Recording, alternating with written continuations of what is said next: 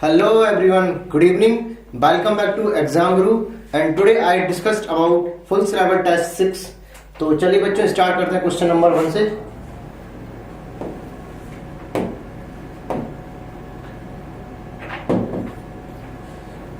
Plant धतूरा is placed in which family.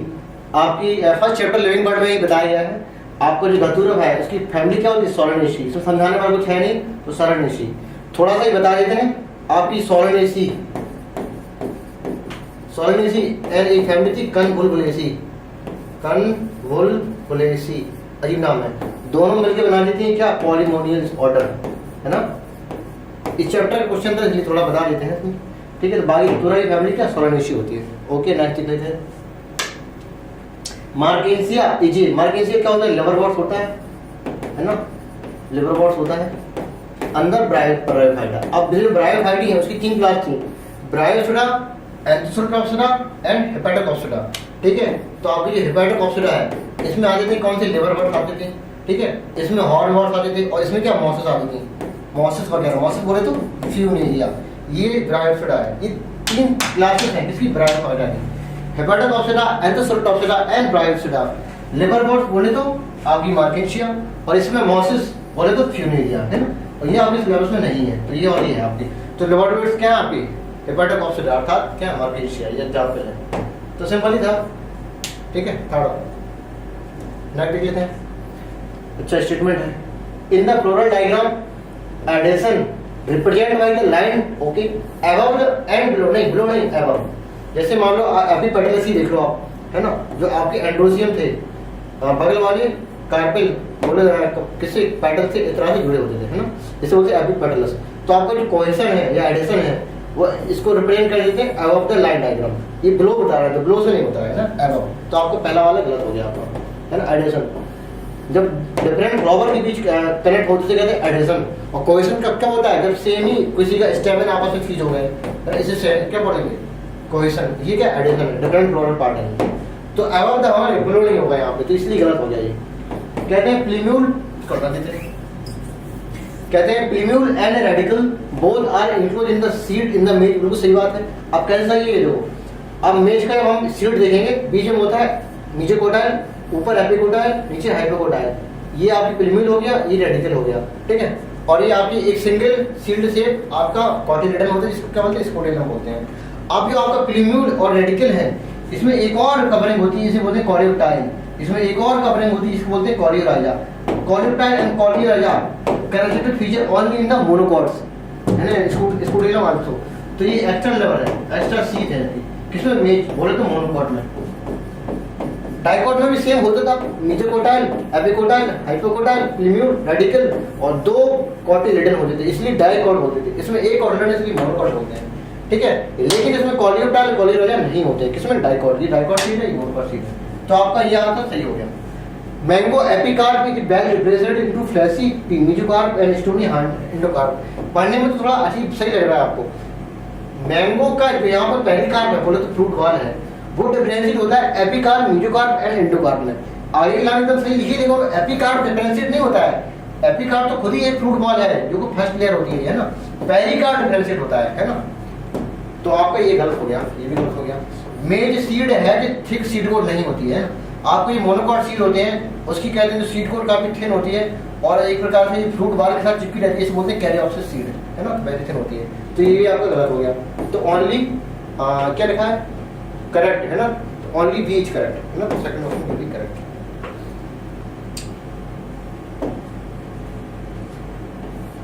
Advantages root का. Advantage root क्या होती है? देखो अगर रूट की और ये कैसी होती है? रेडिकल. रेडिकल के पार्ट से अगर ब्रांच निकल गई उसको हम क्या बोलते हैं? रूट बोल दिया. ठीक है. और आपकी प्लीम्यूल एक होती है प्लीम्यूल. अगर प्लीम्यूल से कोई ब्रांच निकले है ना तो उसको हम स्टेम बोलेंगे, लीफ बोलेंगे. अगर प्लीम्यूल के अंदर से क्या कुछ निकल जाएगा रूट जैसा स्ट्रक्चर तो उसे बोलते हैं एडवेंटिशियस रूट. तो कहते हैं formation of root in other than the radicle. Radicle के अलावा किसी दूसरे पार्ट से निकल जाए रूट तो इस रूट को बोलते हैं एडवेंटिशियस रूट है ना. तो एडवेंटिशियस रूट क्या होती है? दो arising from the any part of the plant other than the radical. जैसे कि प्लीम्यूल ले लो है ना. और मोस्टली किसमें होती है? मोस्टली होती है किसमें? मोनोकॉट बोले तो ग्रासेस में. आपका थर्ड हो गया. ठीक है. मोनोकॉट. ठीक है. तो बोथ 1 and 3 फोर्थ ऑप्शन में भी करेक्ट. नेक्स्ट ले रहे हैं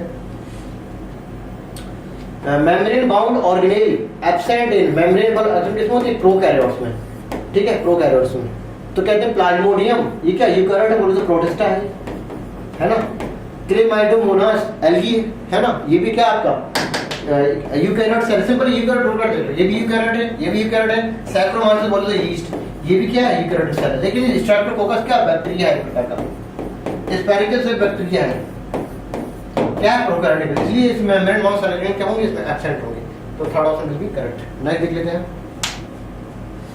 which of the following is the primary metabolites। Primary metabolites क्या होते हैं, ऐसे मेटाबोलाइट्स जो मेटाबॉलिज्म में हेल्प करें और खुद बनाएं और खुद ही यूज करें, उसे कहते हैं मेटाबोलाइट्स, है ना, प्लांट वगैरह में। और लेकिन प्लांट में क्या होता है, कुछ चीजें ऐसी बन जाती हैं, इनका फंक्शन कैसा होता है, अननोन होता है ना, बनाए तो खुद लेकिन यूज नहीं किया खुद, यूज किसी और नहीं किया, बोले तो ह्यूमन वेलफेयर के लिए हो गया, है ना। तो इकोलॉजिकली एंड इकोनॉमिकली इंपॉर्टेंस है ह्यूमन के लिए, है ना, इकोलॉजिकली इंपॉर्टेंस है नेचर के लिए। तो प्लांट ने कोई प्रोडक्ट बनाया और खुद यूज नहीं किया तो वो होते हैं सेकेंडरी मेटाबोलाइट्स, है ना। और मेटाबॉलिज्म जो खुद बनाता है और खुद मेटाबॉलिज्म यूज भी कर लेता है, उसे कहते हैं प्राइमरी मेटाबोलाइट्स। तो कहते हैं अमीनो एसिड है या कहते हैं प्रोटीन इससे बने होते हैं ना, तो सब क्या है, प्राइमरी मेटाबोलाइट। बाकी रबर है, एंटीबायोटिक है, एल्किलॉइड है, मेडिसिन वगैरह है, ये सब चीजें प्लांट बनाती हैं, खुद यूज करती है क्या, नहीं, हमारे यूज के लिए है, सब के सब क्या सेकेंडरी मेटाबोलाइट्स। तो प्राइमरी पूछा था तो आंसर विल बी 4। नेक्स्ट देख लेते हैं, ऐसा से ये कहते हैं यूट्रोफिकेशन, बोले तो नेचुरल एजिंग ऑफ न्यूट्रिशन, है ना, मतलब जो आपका कोई एक एक्वाटिक हैबिटेट है वो इस समय के साथ एक लैंड हैबिटेट में चेंज हो गया, इसे कहते हैं यूट्रोफिकेशन, है ना। यहाँ पे यू का मतलब होता है वेल और ट्रॉपिक का मतलब यहाँ पे किसका होता है, ट्रॉपिक लेवल, है ना, ट्रॉपिक लेवल चेंज हो गया, सिंपल बोलो न्यूट्रिएंट्स चेंज हो गया इसमें, है ना। तो natural ageing of the lake by the biological enrichment of the water, बिल्कुल सही बात है ना। वाटर बॉडी चेंज हो जाएगी किसमें, लैंड बॉडी में, ठीक है, सही हो गया। Because it's lake fertility increase होगी, क्यों, आपके फास्फोरस, नाइट्रोजन एंड ये सब चीजें मिनरल्स इंक्रीज करने लगेंगे, पॉल्यूशन बढ़ेगा, इसमें मिट्टी आएगी धीमे धीमे, है ना, मिट्टी आएगी तो आपके प्लांट में लगेंगे और जो आपकी वाटर बॉडी लैंड बॉडी भी चेंज हो जाएगी। तो वो land fertility increase and plant and animal started, सही बात है। And the organic remaining begin, वहाँ पे ये ऑर्गेनिक रिमेन हो क्या, ह्यूमस वगैरह होते हैं ना, ह्यूमस वगैरह remain and begin the deposit on the lake water, है ना, बिल्कुल सही बात है ना। तो दोनों सही है, यहाँ पे correct explanation also, answer will be 4। Next लिखते हैं, cell growth result in the disturbing the ratio of nucleocytophile ratio, को सही बात है। कहते हैं सेल का साइज लगातार बढ़ जाता है, साइज बढ़ जाता है, इससे क्या होता है, N/C रेशियो डिस्टर्ब हो जाता है। ये वॉल्यूम ऑफ न्यूक्लियस है, ये वॉल्यूम ऑफ साइटोप्लाज्म है ना, ये सेल है। तो कहते हैं ये रेशियो डिस्टर्ब ना हो, इस वजह से सेल क्या हो जाती है, डिवाइड हो जाती है।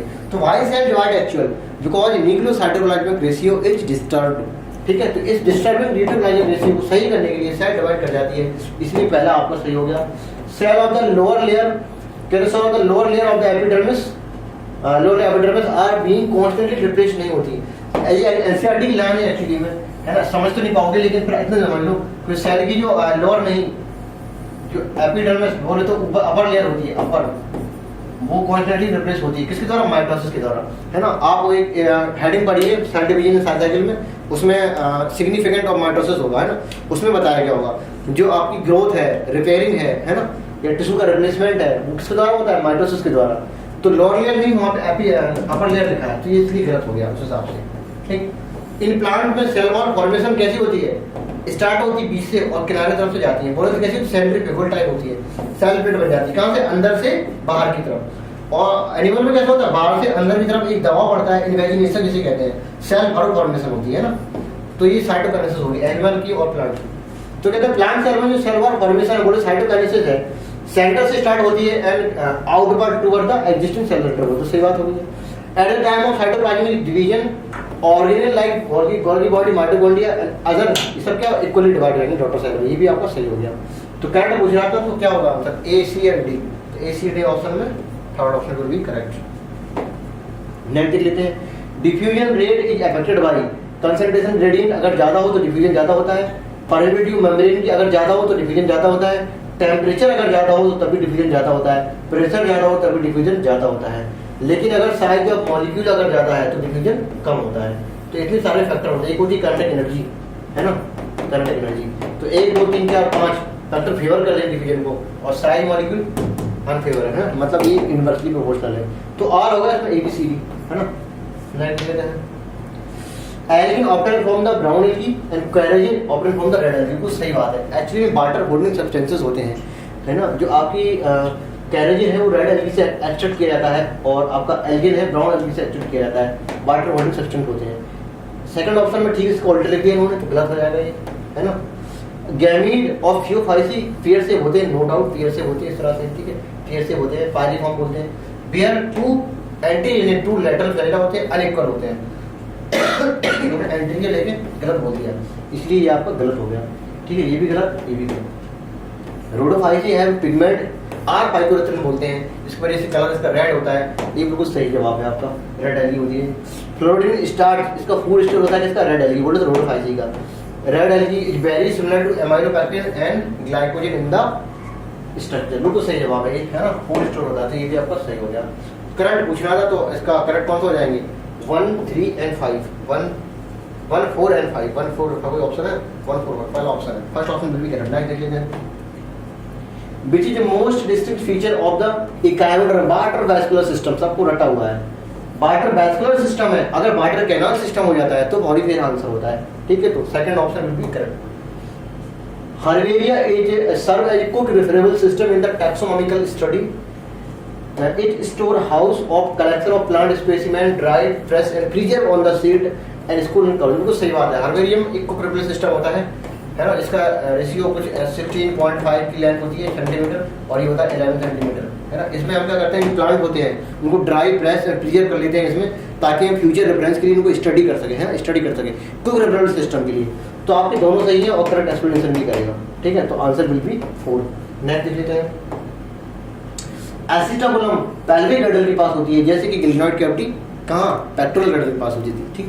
तो एसिटाबुलम कहाँ मिलेगा आपको, पेल्विक गर्डल में, तो second option will be correct. Next देख लेते हैं, in which animal transport of atmospheric air by tracheal tubes. तो ट्रैकियल ट्यूब्स से होने वाला रेस्पिरेशन क्या होता है, ट्रैकियल रेस्पिरेशन, ट्रैकियल रेस्पिरेशन, ठीक है। ट्रैकियल रेस्पिरेशन एक होता है किसमें, इंसेक्ट्स में, इंसेक्ट्स में, ठीक है। तो इंसेक्ट में होगा, बोले तो कॉकरोच में। नेक्स्ट देख लेते हैं, metabolism is defining feature of the living organism without any exception, सबको लटी होगी, सही बात है। कहते हैं जो characteristic of 5 characteristic of living organism according to NCERT is growth, reproduction is not defining property and metabolism, consciousness and cellular organisation are the defining property of living organism. Hence metabolism is defining property without any exception, है ना। तो आपका पहला सही हो गया। All organism aware to their surrounding in consciousness बोलते हैं इसको। कॉन्शियसनेस क्या होती है, कहते हैं कॉन्शियसनेस को मतलब एक्शन और रिएक्शन होता है, चीजों को सेंस करना, उस सेंस के रिगार्डिंग जैसा सेंस है वो उसको रिस्पॉन्ड करना, ठीक है, रिस्पॉन्स करना। तो sensitivity and responsiveness both are togetherly called consciousness, है ना। ऑल ऑर्गेनिज्म अवेयर होता है किसके लिए, consciousness. Hence consciousness also a defining property of living organism. तो both are correct, hence answer will be 4। Next देख लेते हैं, कहते हैं हीमोफिलस, अच्छा कुछ स्टेटमेंट दिए, हीमोफिलस इन्फ्लुएंजा स्ट्रेप्टोकोकस निमोनिया, अच्छे निमोनिया का है। उनको सही है, निमोनिया में क्या आपके एलोलाई इन्फेक्ट कर जाएंगे, लंग्स से एलोलाई, and droplet and aerosol infection जिसको बोलते हैं ना। तो आपके सारे सही है, किसके रिगार्डिंग है, अच्छा इसमें पूछा किसके रिगार्डिंग है, निमोनिया, है ना। ये इसलिए क्वेश्चन दिया गया ताकि आप हीमोफिलस इन्फ्लुएंजा देख के इन्फ्लुएंजा लगा दो, है ना, इस वजह से दिया गया है, इसलिए फर्स्ट आंसर होगा, लेकिन एनसीईआरटी का ही है। नाइट्रोफाइन बैक्टीरिया जो होते हैं, नाइट्रोकोकस, है ना, नाइट्रोकोकस वगैरह है, जैसे आपका ये देख लो, आपकी अमोनिया है वो पहले NO2 में चेंज होगी और फिर NO2 से NO3 में, है ना। तो यहाँ पे नाइट्रोसोमोनास एंड नाइट्रोकोकस काम करेगा और यहाँ नाइट्रोबैक्टर काम करेगा। तो Nitrosomonas, Nitrococcus and Nitrobacter are the nitrifying bacteria which oxidize the compound, है ना। बोले तो ये क्या है, नाइट्रोजन फिक्सेशन है ना। तो नाइट्रोजन कीमोसिंथेटिक बैक्टीरिया है, सही बात है। ऑटोट्रॉपिक होते हैं, कीमो ऑटोट्रॉप होते हैं। कहते हैं these bacteria oxidise various compound of the substance such as nitrates, ये नाइट्रेट्स है ना, nitrites such as nitrates, nitrites and ammonia used to release energy from the ATP production and then food, ठीक। तो आपका ये भी सही है और बोथ करेक्ट आंसर, है ना, एक्सप्लेनेशन आंसर। तो आंसर विल बी 4।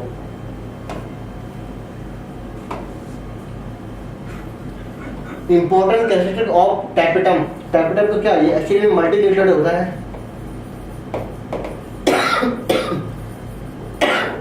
बॉडी देता है क्या, नरिशमेंट देता है, नरिशमेंट देता है किसको, एंथर को, बोले तो पॉलन ग्लैंड को, ठीक है, एंथर के अंदर किसको, पॉलन ग्लैंड को बोले तो यहाँ पे लेकिन उन्होंने बोल दिया नरिशेस द एग, तो गलत हो गया ये, मल्टीन्यूक्लिएटेड। ठीक है बच्चों, नेक्स्ट देख लेते हैं। फॉलोइंग स्टेट में रॉन्ग दिखना है। Lipid is small molecule weight, बिल्कुल सही बात है, क्यों, इसका मॉलिक्यूलर वेट कितना होता है, 800 डाल्टन, इससे ज्यादा नहीं होता है। Found in the structure of the cell membrane, सही बात है। Lipid are not strictly macromolecule, बिल्कुल सही बात है। मैक्रोमोलिक्यूल होने के लिए दो चीजें होनी चाहिए, मॉलिक्यूलर वेट ज्यादा होना चाहिए, जबकि होता है 800 डाल्टन, और मोनोमर यूनिट से मिलकर बनी होनी चाहिए, मतलब होना चाहिए मैक्रोमोलिक्यूल, जो कि नहीं होता ये, तो दोनों कमी है, इसलिए क्या नॉट स्ट्रिक्टली मैक्रोमोलिक्यूल, है ना, ये बात सही होगी। प्रोटीन पॉलीपेप्टाइड होती है, वो सही बात है। और ये डाइटरी प्रोटीन है ना, डाइटरी प्रोटीन है वो आपकी मतलब जो खाने वाली प्रोटीन है, not source of essential amino acid, गलत है, जो आपकी डाइट है ना, ये सोर्स होता है किसका, एसेंशियल अमीनो एसिड का, एसेंशियल अमीनो एसिड का सोर्स होता है, जबकि ये क्या नॉट है ना, तो ये क्या गलत हो गया, तो यही आपका गलत हो गया। देख लेते हैं मैचिंग है। Centromere are move to equator, जैसे इक्वेटर की बात आती है सबको पता है कि मेटाफेज की बात आती है, ठीक है। सेंट्रोमियर स्प्लिटिंग की बात कहाँ है की, एनाफेज में, एनाफेज, ठीक। Pairing between homologous chromosome, zygotene, है ना, क्या बनेगा, सेरोटोनिमल कॉम्प्लेक्स बनेगा, बोले तो सिनेप्सिस को बोलेंगे, प्रोसेस को, है ना, टेट्राड या बाइवैलेंट बोलते हैं। ये दिखते कहाँ पे, फैसिटिन में, लेकिन बनते कहाँ है, जाइगोटिन में। Crossing over between the homologous chromosome of non sister chromatid of homologous chromosome ना, तो क्रॉसिंग ओवर कहाँ होती है, फैसिटिन में, बाकी आप मैचिंग कर लीजिएगा, ठीक। अंडर सुटेबल कंडीशन में slime mould form aggregation called Plasmodium that grow and spread several feet. ये एक्चुअली में ये चीज होती है, ये अंडर अनसुटेबल कंडीशन नहीं, सुटेबल कंडीशन होती है। कहते हैं फेवरेबल कंडीशन में इसकी नॉर्मल बॉडी जो प्लाज्मोडियम बोलते हैं, किसकी, स्लाइम मोल्ड की। जो अनफेवरेबल कंडीशन आती है तो यही प्लाज्मोडियम बना देता है क्या, फ्रूटिंग बॉडी। इसी फ्रूटिंग बॉडी में क्या लग जाते हैं, स्पोर, इस तरह से ये मान लो क्या प्लाज्मोडियम है, ये फेवरेबल कंडीशन बनेगी। लेकिन जैसे अनफेवरेबल कंडीशन आई, इसमें बन जाएंगे टिपिक क्या, स्पोर। इनका डिस्पर्सन होगा किसके द्वारा, एयर के द्वारा, है ना, ये अनफेवरेबल कंडीशन मोड। तो फ्रूटिंग बॉडी फॉर्मेशन इन स्लाइम मोड क्या था, अनफेवरेबल, एंड प्लाज्मोडियम फॉर्मेशन बोले तो वेजिटेटिव बॉडी, नॉर्मल बॉडी कैसी, फेवरेबल कंडीशन में। तो अनफेवरेबल बता रहे, इसलिए गलत हो गया ये बात सही लिखी है। ड्यूरिंग अनफेवरेबल कंडीशन में प्लाज्मोडियम डिफरेंशिएट होता है किसमें, फ्रूटिंग बॉडी में, और इसमें स्पोर आ जाते हैं, है ना, at the tips and dispersed by air current, ठीक है, तो आपका सही हो गया था। Hence statement 1 is incorrect, statement 2 is correct, answer will B third. Next देख लेते हैं। रेडियल सिमेट्री कहाँ मिलेगी आपको, प्लेटेलमेंट की बायलेटरल मिलेगी। कहते हैं स्टार्टिंग की जो पॉलीफेरा है वहाँ पे एसिमेट्री होगी, इसके बाद लास्ट की सिलेंड्रेटा टिनोफोरा में क्या होगी आपकी, रेडियल सिमेट्री, और इसके बाद फिर लगातार सब में क्या बायलेटरल होगी, बीच में एक को छोड़ देना, किसको, एक काइनोडर्मेटा के एडल्ट्स को, ठीक है। स्टार्टिंग एसिमेट्री, आगे के दो बोले तो सिलेंड्रेटा टिनोफोरा रेडियल सिमेट्री, इसके बाद सब में बायलेटरल सिमेट्री, बीच में छोड़ना किसको, काइनोडर्म के एडल्ट को। लार्वा भी बायलेटरल सिमेट्री करेगा, ठीक है। तो कहते हैं जो काइनोडर्म का जो एडल्ट है वो कैसा है, काइनोडर्म कैसा है, रेडियल सिमेट्री वाला, है ना, लेकिन जिसका लार्वा कैसा होता है, bilateral symmetry, hence larva so advance character. तो आपका यहाँ भी बायलेटरल है और यहाँ भी रेडियल है, यहाँ भी रेडियल, यहाँ भी रेडियल, तो 2 and 3। लिम्ब कैपिलरी सिस्टम में वेन, अच्छा देख लेते हैं। लिम्ब कैपिलरी ये तुम्हारा लैक्टिल होगा, लैक्टिल लिम्ब वेसल बोलते हैं। सिस्टम में वेन में कैसा होता है, डीऑक्सीनेटेड ब्लड होता है। ट्यूनिका मीडिया किसमें होगी, आर्टरी में होगी, क्यों, इसकी जो तुम्हारी क्या ल्यूमेन कैसी नैरो होती है, क्यों, इसमें मीडिया होती है, ट्यूनिका मीडिया, ये थोड़ी मोटी है आर्टरी। और वेन कैसी होती है, इस तरह से होती है ना, मोटी सी होती है, अंदर से ल्यूमेन बड़ा होता है, इसका ल्यूमेन छोटा होता है, ऐसे आर्टरी का, अंदर से क्या ट्यूनिका मीडिया होती है, इसमें मोटी होती है, ठीक है। ये आर्टरी है, ये वेन है, देख के ऐसे बजाएंगे इसको। ये कार्डियक अरेस्ट बोले तो हार्ट स्टॉप बीटिंग है, स्टॉप हो जाएगी क्या, हार्ट बीट है ना, इसे क्या बोलेंगे, कार्डियक अरेस्ट। जब कार्डियक अरेस्ट होगा तो फिर हमें आर्टिफिशियल पेसमेकर की जरूरत पड़ेगी, तो आंसर इसका फर्स्ट हो जाएगा, मैचिंग कर लेना। ये क्या है, एफरेंट आर्टरियोल है, ये एफरेंट है, और बी वाला क्या है, इफरेंट है ना, लीडिंग आर्टरियोल है, इफरेंट आर्टरियोल है। और ये क्या है, बोबमैन कैप्सूल है आपका, और ये क्या है आपका पीसीटी है। अब मैचिंग कर लेते हैं। ए एफरेंट है, हाँ ए एफरेंट है। क्या बी बोबमैन कैप्सूल? नहीं, बी बोबमैन कैप्सूल नहीं है। क्या सी पीसीटी है? हाँ, नहीं सी पीसीटी नहीं है, ये भी गलत हो गया। क्या बी इफेरेंट आर्टरियोल है? हाँ बी इफेरेंट आर्टरियोल है। क्या सी बोबमैन कैप्सूल है? हाँ ये भी ठीक है, तो आंसर आपका थर्ड हो जाएगा। ए पीसीटी नहीं है ना, तो ये भी गलत नहीं होगा। आगे देख लेते हैं। मैचिंग है, ईओसिनोफिल क्या करेंगे, इन्फेक्शन को रेसिस्ट करेंगे। आरबीसी कोगुलेशन में गैस के ट्रांसपोर्ट में ऑक्सीजन के गैस के ट्रांसपोर्ट एंड CO2 का भी ट्रांसपोर्ट करेंगे। ऑक्सीजन कितना करेंगे, 97% करेंगे, और CO2 कितना करेंगे, 20 से 25% करेंगे, है ना। तो transport of gases RBC. AB blood group universal recipient होता है ना, वो भी कौन सा, पॉजिटिव वाला। और प्लेटलेट्स क्या कोगुलेशन में हेल्प करेंगे, इसका क्या फर्स्ट होगा, तो अब मैचिंग कर लेना आप, ठीक है। Sexual reproduction most complex and slower process होता है कंपेयर टू एक्सेक्सुअल, बहुत सही बात है। जो प्री फर्टिलाइजेशन में क्या होता है, गैमीट का फॉर्मेशन, गैमीट का बनना और उसका ट्रांसफर होना, और पोस्ट में क्या होता है, एम्ब्रियो का फॉर्मेशन, बोलते एम्ब्रियोजेनेसिस, है ना। तो वही बात आपकी यहाँ पे लिखी है, तो आपका ये सही हो जाएगा। और प्रोकैरियोटिक कहते हैं प्रोकैरियोट का unicellular organism produce asexually by division called fission, binary fission and their parent. सीधी तरह प्रोकैरियोट में आपका जो एसेक्सुअल प्रोडक्शन होता है मैली किसी द्वारा, बाइनरी फिजन के द्वारा, है ना। तो ये आपका सही हो गया। इन फ्लावरिंग प्लांट में आफ्टर फर्टिलाइजेशन ओवरी चेंज होगी, किसमें, फ्रूट में। ये किसमें होगी, फ्रूट्स में। और ओव्यूल सीड किसमें होगा, चेंज ओव्यूल, है ना। और ओव्यूल किसमें होगा आपका, सीड में। लेकिन उन्होंने उल्टा लिख दिया है, ओवरी को उन्होंने सीड कर दिया, ओव्यूल को इधर फ्रूट कर दिया, इसलिए ये आपका गलत हो जाएगा, ठीक। देख लेते हैं नेक्स्ट। जिम्नोस्पर्म आर हेटेरोस्पोरस होता है, सही बात है। क्यों, दो प्रकार के स्पोर बनते हैं, माइक्रो एंड मेगास्पोर, है ना। ये फीमेल वाला होता है, ये मेल वाला होता है। They are produce haploid microspore and megaspore, सही बात है। In gymnosperm the male and female gametophyte कैसे होते हैं, इंडिपेंडेंट एग्जिस्टेंट नहीं करते हैं, डिपेंड होते हैं किसके, पेरेंट्स स्पोरोफाइट पे, है ना। जबकि स्टार्टिंग की ब्रायोफाइट का स्पोरोफाइट डिपेंड हो जाता है, गैमेटोफाइट इंडिपेंडेंट हो जाता। टेरिडोमा है, दोनों के दोनों इंडिपेंडेंट हो गए। जैसे जिम्नो एंजियो एडवांस कोको में आया, उसमें स्पोरो क्या हो गया, इंडिपेंडेंट, और गैमेट कैसा हो गया, dependent on the parents sporophyte, है ना। इवोल्यूशन है ये। तो आपका ये दोनों सही है, आपको both one into are correct. Next देख लेते हैं। जीएनआरएस रिलेटेड टू हाइपोथैलेमस, है ना, गोनाडोट्रोपिक रिलीजिंग हार्मोन।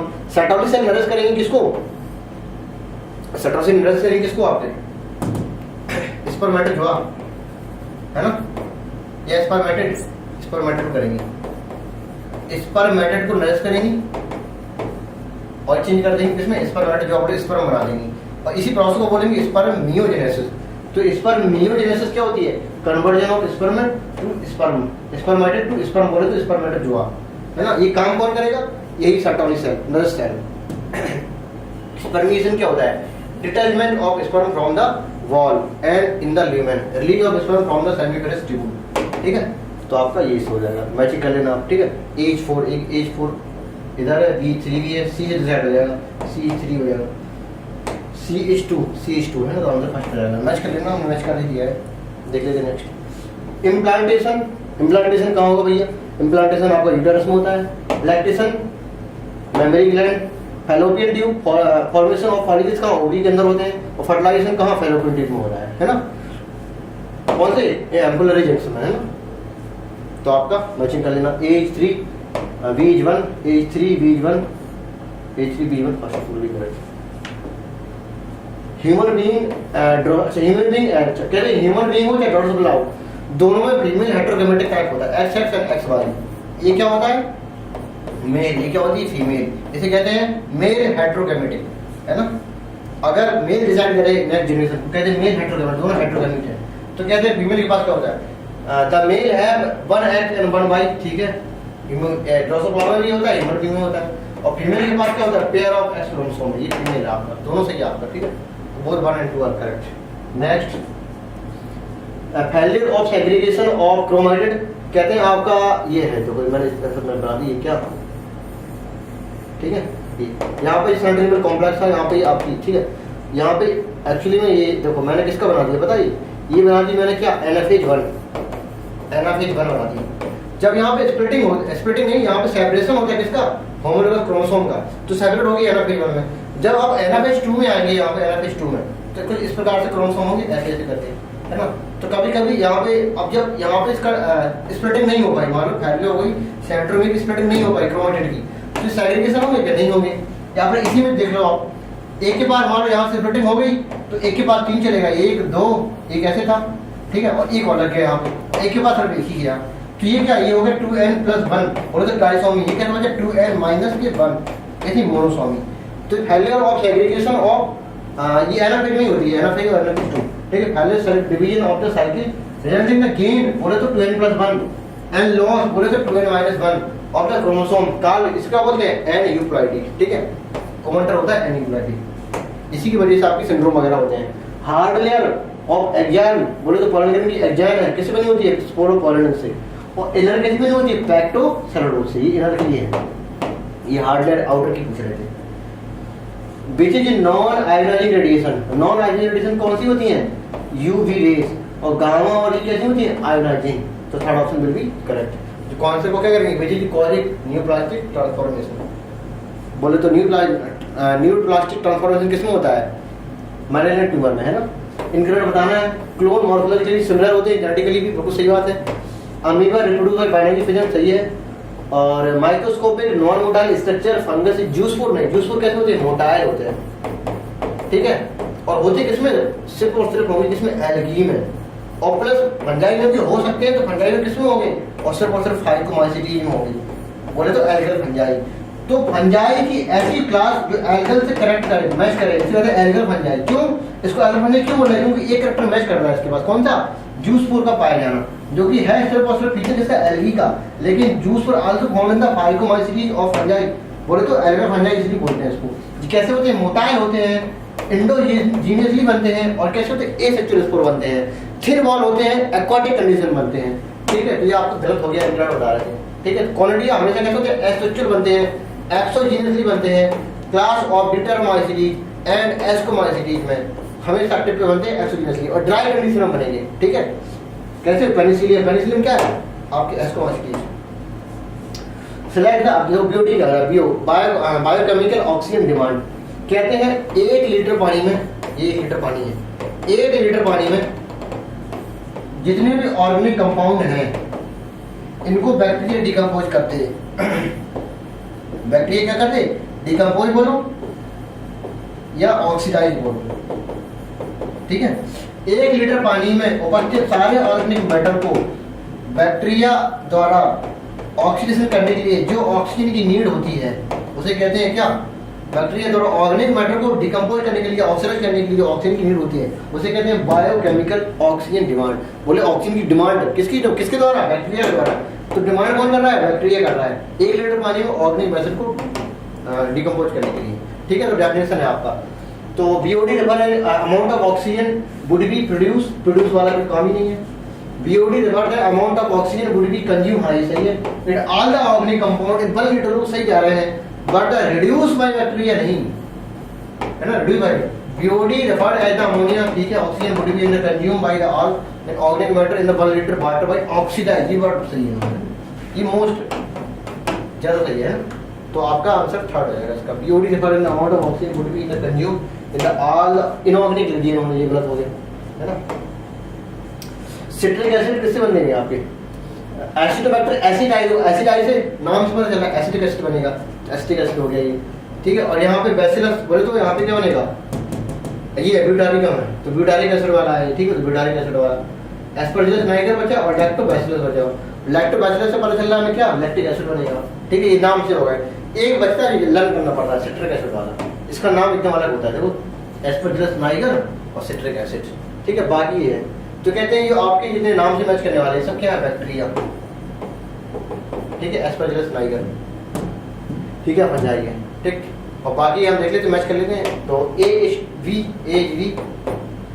सी, तो सी पहले ऑप्शन में है, HB BC, और सी से डिसाइड हो जाएगा।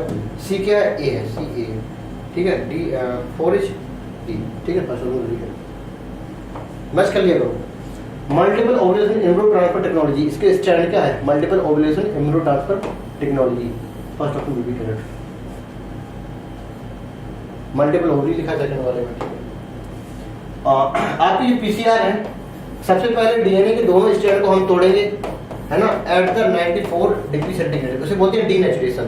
सबसे पहले क्या होगा, डी, इससे कौन बताया पीसीआर का, ठीक है। इसके बाद क्या होगा, आपको जो प्राइमर यहाँ पर चिपकाएंगे, इसे बोलेंगे एनिलिन, ठीक है। इसका एक्सटेंशन बोले तो पॉलीमराइजेशन कर लेंगे, है ना। तो ये आपका सीक्वेंस हो जाएगा पीसीआर का। Third option will be correct. कहते हैं जो इंडियन गवर्नमेंट है set up the organisation of called GEAC, genetic engineering approval committee. जो भी हम जीएमओ बनाते हैं, जेनेटिकली मॉडिफाइड प्रोडक्ट बनाते हैं, उसको अप्रूव कराने से पहले, मार्केट में बेचने से पहले, हमें इस कंपनी से इम्प्रूवमेंट लाइसेंस बनवाना पड़ता है, उनसे पूछना पड़ता है कि हाँ ये प्रोडक्ट बनाया है मैंने, तो क्या हम इसको बेच सकते हैं। तो अप्रूव कौन करेगा, जीईएसी। मतलब जो सेफ्टी पर्पज से ये जरूरी है इसका एग्रीमेंट लेना, ठीक है। तो जेनेटिक इंजीनियरिंग अप्रूवल कमेटी, इसका फुल फॉर्म सिंपली पूछना था मैं। तो जेनेटिक इंजीनियरिंग अप्रूवल कमेटी, है ना, ये genetic engineering approval, genetically engineering approve committee, ये अप्रूव कमेटी है, ये अप्रूवल कमेटी है। देखो जीन इंजीनियरिंग अप्रूव कमेटी तो नहीं होगी, और ये जीन इंजीनियरिंग अप्लाइड कमेटी ये भी नहीं होगी, जेनेटिक इंजीनियरिंग अप्रूवल कमेटी, है ना। तो सेकंड आंसर होगा जेनेटिक इंजीनियरिंग अप्रूवल कमेटी, ठीक है। काफी मैच कर रहा है ना, ये अप्रूव्ड है, और ये क्या है, इंजीनियर। तो सेकंड होगा। कभी देख लेते हैं एक बार इसका आंसर, मैंने गलत तो नहीं भेज दिया। क्वेश्चन नंबर 139, कंफ्यूजन हो सकता है बच्चों को, हाँ इसमें तो आंसर प्लान नहीं है। सेकंड आंसर नहीं मिलेगा, ठीक है, जेनेटिक इंजीनियरिंग अप्रूवल कमेटी। आप देख लेते हैं नेक्स्ट क्वेश्चन 40, यूक्रोमेटिन एंड हेटेरोक्रोमेटिन क्या है। देखो आपके जो क्रोमोसोम है, जो डेंसली पैक्ड होते हैं उसे बोलते हैं हेटेरोक्रोमेटिन, ठीक है, और ये लूजली पैक्ड होते हैं क्रोमेटिन, ठीक है, वो कहते हैं यूक्रोमेटिन। ये कैसे होते हैं, ट्रांसक्रिप्शनली एक्टिव होते हैं, और ये ट्रांसक्रिप्शनली कैसे इनएक्टिव होते हैं, बेकार होते हैं, ठीक है। तो ट्रांसक्रिप्शन के रिगार्डिंग ही पूछना है, ट्रांसक्रिप्शनली एक्टिव होंगे यू वाले, और हेटेरो वाले कैसे होंगे, इनएक्टिव होंगे क्रोमेटिन रिस्पेक्टिवली। तो answer will be second. Next देख लेते हैं, what is the correct, a given species में occupy more than one trophic level. सही बात है, आपका ये ट्रॉपिक लेवल्स होते हैं, है ना, ठीक है, T1, T2, T3, T4। इसकी ट्रॉपिक लेवल फिक्स नहीं होती, एक से ज्यादा हो सकता है। जैसे मान लो हम लोगों को ले लो, अगर हम वेजिटेरियन है, ठीक है, तो कहाँ पे आएंगे, T2 में आएंगे, क्यों, प्लांट पर डिपेंड है। अगर हम नॉन वेजिटेरियन है तो कहाँ पे आएंगे, उसके ऊपर वाले आएंगे। तो क्या हमारा फिक्स है, क्या नहीं है ना। और बर्ड ले लो, अगर वो दाना खा रही है तो किसमें आएगी, T2 में आएगी। अगर वो इंसेक्ट खा रही है किसमें आएगी, T3, T4 में आएगी। तो मोर देन वन हो सकते हैं, कोई 2 फिक्स नहीं है, 1 फिक्स नहीं है ना। सेकंड वाले ऑप्शन में लिखा है ऑक्यूपाई वन, ओनली वन, तो ये भी गलत हो गया। इसमें ओनली 2 लिखा है, ये भी गलत हो गया। फिक्स नहीं है कोई, मोर देन वन हो सकते हैं, है ना। नेक्स्ट देख लेते हैं, एनपीपी क्या है, GP-R, है ना। कहते हैं जो प्लांट है, जो प्रोडक्ट बनाता है उसको कहते हैं ग्रास प्राइमरी प्रोडक्टिविटी, है ना। तो amount of organic matter formed by the producers with the help of photosynthesis, GPP। अभी रेस्पिरेटरी लॉस कर लेगा, बोले तो कुछ खा लिया इसमें, है ना, और जो बचा है इसमें जो क्या होता है, एनपीपी। यही एनपीपी ट्रांसफर हुआ किसमें, प्राइमरी कंज्यूमर, बोले तो हेर्बिवोर्स में। तो एनपीपी ट्रांसफर हो गया किसमें, इसमें। अब ये नया ऑर्गेनिक मैटर ये भी बनाएगा, इसे बोले सेकेंडरी प्रोडक्टिविटी, ठीक है। तो सबसे पहले जीपीपी इसने बनाया, और बचा क्या, एनपीपी। बनाया जीपीपी, बचा एनपीपी, ट्रांसफर हुआ एनपीपी, और इसने क्या बनाया, सेकेंडरी। तो ये सारी चीजें होती हैं, ठीक है। तो सारे ऑप्शन आपके क्लियर हो गए। तो एनपीपी क्या है, GPP-R, सिंपल ही पूछा था, ठीक है। डीएनए डिपेंडेंट डीएनए पॉलीमरेज यूपीसीआर एक्सटेंट में क्या थर्मल एक्टिविटी बैक्टीरिया से निकाल देते हैं ना। हाईली स्टेबल हो जाता है, मतलब हाई टेम्परेचर पे ऐसा, क्योंकि जनरली एंजाइम कैसे होते हैं, थर्मोलिवाइल नेचर के होते हैं। हाई टेम्परेचर पे डीनेचर्ड हो जाएंगे, बेकार हो जाएंगी। लेकिन कहते हैं कुछ एंजाइम ऐसे भी होते हैं जो हाई टेम्परेचर पे काम करते हैं, जैसे कि इसका कहते हैं थर्मोस्टेबल एंजाइम। एक थर्मोस्टेबल एंजाइम क्या होता है, डीएनए डिपेंडेंट डीएनए पॉलीमरेज। बोले तो ये कौन सा पॉलीमरेज है, टैग पॉलीमरेज है ना, टैग पॉलीमरेज है। बोले तो थर्मस एक्वाटिक पॉलीमरेज है ना। कहां से स्टार्ट किया जाता है, Thermus. Second option will be correct. Next देखते हैं, बार्ट procedure used to introduce the DNA into the host cell. अच्छा, आपको सिंपली रिकॉम्बिनेंट डीएनए बनाने के लिए हमें क्या जरूरत पड़ेगी, टूल्स की जरूरत पड़ेगी। सारे कुछ चाहिए, जीन गन भी चाहिए, बायोलिस्टिक भी चाहिए, जो एक ही काम है। डिसऑर्डर पैथोजन, माइक्रो इंजेक्शन, सब कुछ चाहिए हमको, है ना। ABCD और ऑप्शन विल बी करेक्ट। ये भी सिंपल क्वेश्चन वो भी है, ये भी सारे टूल्स ही हैं, इनको सब कुछ चाहिए हमको, ठीक है। Which of the following enzyme used to isolation of the genetic material. Genetic material को आइसोलेट करने के लिए सिर्फ DNAH इसके अलावा सारे एंजाइम चाहिए होता है। डीएनए क्यों, डीएनए को ही मार देगा फिर क्या फायदा। इसको छोड़ के बाकी सब लाइसोजाइम किसमें, बैक्टीरिया में चाहिए होगा उसके बैक्टीरिया वॉल को तोड़ने के लिए। सेलुलोज प्लांट, अगर प्लांट सेल का एक्सपेरिमेंट कर रहे हैं उसको डीएनए निकाल रहे हैं तो हमें ये चाहिए। चाइटिन, अगर हम फंजाई सेल ले रहे हैं तो उसकी वॉल काइटिन पे नहीं होती तो ये वाला चाहिए। लाइपेज आपकी जो सेल मेम्ब्रेन है उसको डेवलप करने के लिए चाहिए। आरएनए आसपास पड़ा है, प्रोटीन पड़ा है, उसको डेवलप करने के लिए चाहिए। सब कुछ चाहिए हमको, बस एक्सेप्ट डीएनएच। ठीक है, तो our answer A B C D E F. How many type of gamete can be form in plant. अच्छा जी, कहते हैं कि नंबर ऑफ गैमीट फॉर्म्ड, कहते हैं कितनी होती है, 2 की पावर कितनी होती है, n, 2 की पावर n, ये फॉर्मूला है। नंबर पूछे, मान लो टाइप पूछ ले, ठीक है, नंबर पूछे टाइप पूछे, ठीक है, तो 2 की पावर n, यहाँ n यहाँ पे क्या है, number of heterozygous alleles, number of heterozygous alleles in given genotype. ठीक है, तो हेटेरोजाइगस, ये भी heterozygous, capital A small A, ये भी capital A small A, capital C, capital B small B, capital C small C, मतलब 1 2 3 तीन heterozygous हैं इसमें। ठीक है, तो 2 n बराबर क्या हो जाएगा 3, 2 की पावर क्या 3 कितना हो जाएगा 8। ठीक है, तो 8 आंसर आएगा, सारा आंसर भी करेक्ट। सिंपल फॉर्मूला है, क्या बना के देखना। सिकल सेल एनीमिया में क्या होता है, जो आपकी फर्स्ट अमीनो एसिड है और सिक्स्थ अमीनो एसिड है, ठीक है, ग्लूटामिक एसिड वैलिन से रिप्लेस हो जाती है ना, replacement of glutamic acid 6 position में होती है, ठीक, by the valine at 6 position में। ठीक है, GUG GAG GUG है, ऐसा कुछ था, आपस में क्या होंगे, रिप्लेस हो जाएंगे, देख लेते हैं।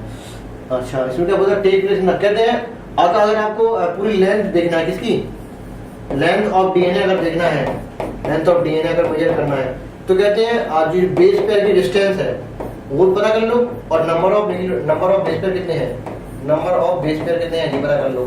ठीक है, आपकी लेंथ पर चल जाएगी।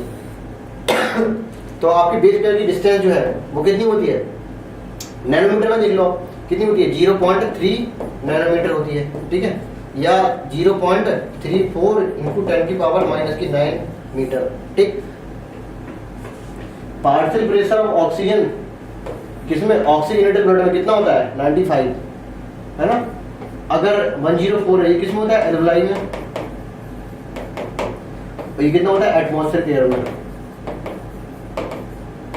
ठीक है, और ये कितना होता है डीऑक्सीजनेटेड ब्लड में या टिश्यू में, और ये आपका एंटीरियर ब्लड में, बोले तो ऑक्सीजनेटेड ब्लड में। लास्ट क्वेश्चन, कितना 60% of drug currently sold in the market would be बायड इन द ड्रग, जब कह रहे थे आपकी जब इकोसिस्टम पढ़ेगी, इकोसिस्टम कंजर्वेशन में, ठीक है, इकोसिस्टम कंजर्वेशन का बायोडाइवर्सिटी कंजर्वेशन में, वहां बताया गया था कि आपके एक था नैरो यूटिलिटेरियन, एक था ब्रॉड यूटिलिटेरियन। तो नैरो वाले में बताया गया था कि प्लांट के बहुत सारे फायदे हैं, हमें प्लांट को नहीं काटना चाहिए। उसका कारण ये दिया था कि लगभग 25% से ज़्यादा, मोर देन 25% से ज़्यादा जो प्लांट है वो कैसे एज यूज किए जाते हैं, जैसे मेडिसिन के पर्पज से, बहुत सारे बेनिफिट्स हमारे के लिए, हमारा बहुत सारा फायदा जुड़ा है ना, तो बहुत सारा फायदा जुड़ा, इसलिए हमको प्लांट को नहीं काटना चाहिए, ये फायदा दे रहा है ना, ये ऐसा एनसीईआरटी बोलती है।